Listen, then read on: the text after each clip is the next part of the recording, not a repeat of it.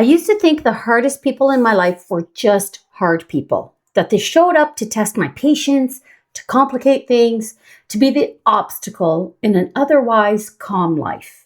It took me a long time to see what was actually happening, though. They weren't obstacles, they were mirrors, and some of them were the clearest mirrors I've ever stood in front of, which is exactly why they were so hard. Because here's what I've learned. The size of the reaction someone pulls out of you is almost never proportional to what they actually did. A comment that should have rolled off of you instead lodges somewhere and stays there for days. That gap between what happened and how much it cost you, that gap is the doorway. That's where the mirror lives. This is the part of the awakening path nobody prepares you for. You wake up, you start seeing clearly, and then the exact same ache shows up again in a new relationship, wearing a different face, using different words, and you think, wait, didn't I already deal with this? You didn't fail. You're just standing in front of the next mirror. And today I want to go all the way into what that actually means. Okay? Here's what I've lived through myself. After I woke up, after I started seeing the story I'd been handed and stepped outside it, I assumed the hard relationships would just resolve, go away, right? I thought clarity would be enough, that once I could name the pattern, I'd be finished with it. I wasn't. The same frustration I felt with one person showed up again in a completely different relationship with different circumstances, sometimes years apart. And having the same feeling in my chest, the same tightening in my throat, same story running underneath. I'm not being heard. I'm not enough. I have to fight to be seen. Different face, delivering it. Same wound, receiving it. At first, that repetition felt like proof something was wrong with me, like the work hadn't taken, I did something wrong. But I've come to see it differently now. Awakening doesn't erase the pattern. It hands you the flashlight. And what you do with the light is a separate journey entirely. And that journey is the mirror.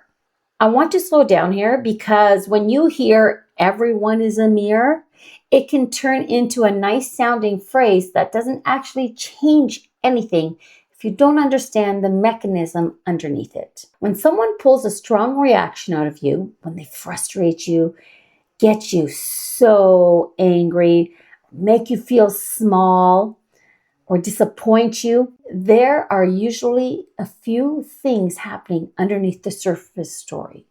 Sometimes it's a pattern you learned so early you never thought to question it, like a rule about how love is supposed to feel, absorbed before you had a language for it. Sometimes it's a boundary you've never actually set for yourself, so the world just keeps testing whether you mean it. And sometimes, this is the one that took me the longest to admit, it's a part of yourself you've judged and disowned, showing up in someone else so plainly that you finally have to look at it instead of looking away. None of these erases the other person's responsibility for their own behavior. Don't get me wrong. They are accountable for what they do, but it's your reaction, the size of it, the shape of it, how long it lingers. That part is all yours. That's the mirror. It's not asking you to excuse them. It's asking you to stop staring at the glass and start looking at what's actually being reflected in it. I'll tell you honestly, this wasn't a graceful process for me. For a long time, I was much more interested in being right about the other person than in being curious about myself. Being right just feels safer. It kept the mirror pointed outward, where it couldn't touch me. What actually shifted things was a small, almost embarrassingly simple practice. Instead of asking, why are they doing this to me? I started asking, what does this reaction tell me about myself? So why am I reacting this way? And not as a way to excuse anyone, as a way to finally stop handing my peace over to people who were never going to hand it back. Every single time I asked that question honestly, not performatively, but honestly, sitting with it until an answer actually surfaced. I found something. an old fear of not being enough, going back further than I expected, a pattern of shrinking myself to keep the peace, one I'd practiced so long it felt like personality instead of survival, a belief that love had to be earned through effort, never simply received. None of these were comfortable to find, but finding them changed what I did next. The relationships around me didn't transform overnight. I did. And everything downstream of that started to shift slowly on its own. I want to be very clear, though, about something, because this idea gets twisted easily. This is not about making everything your fault. It is not permission for anyone to treat you badly or poorly, and is not a reason to stay somewhere that isn't safe. Seeing your own reflection in a dynamic doesn't obligate you to remain inside it. You can and should walk away. The mirror is precision, not punishment. It is showing you with almost uncomfortable accuracy exactly where your next layer of growth lives. Not so you suffer, so you stop learning the same lesson dressed in new clothing, relationship after relationship, decade after decade. And once you actually see what's being reflected, something shifts in how you respond. And not because you forced it, but because you can't unsee something once you've truly seen it. One thing I want to name, because it surprised me, the clearest mirrors don't all look the same. Sometimes it's the partner who says the one thing that unravels you in a single sentence. And sometimes it's the friend whose success makes something in you contract before you even register why.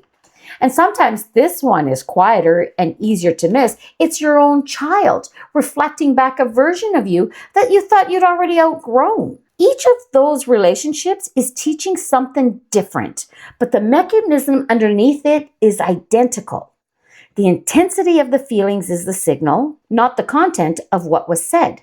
The feeling, that's what tells you a mirror is standing in front of you instead of just an ordinary moment passing through. If you've been feeling like the same relational pattern keeps finding you, no matter how much inner work you've done, I want you to really hear this. You have not failed at all in your awakening. You are standing right in front of the mirror, possibly for the first time seeing it clearly enough to name it. And the fact that you're even asking why is proof you're ready to actually look. So next time someone in your life pulls a strong reaction out of you, pause before you respond. Ask yourself, what is this showing me about myself? Then let the answer arrive in its own time. Even if it's uncomfortable, even if it takes longer than you'd like. That discomfort sat with instead of avoided is where the real movement happens. I'll see you on our next video as we dive deeper into stage 2 of the return, the mirror.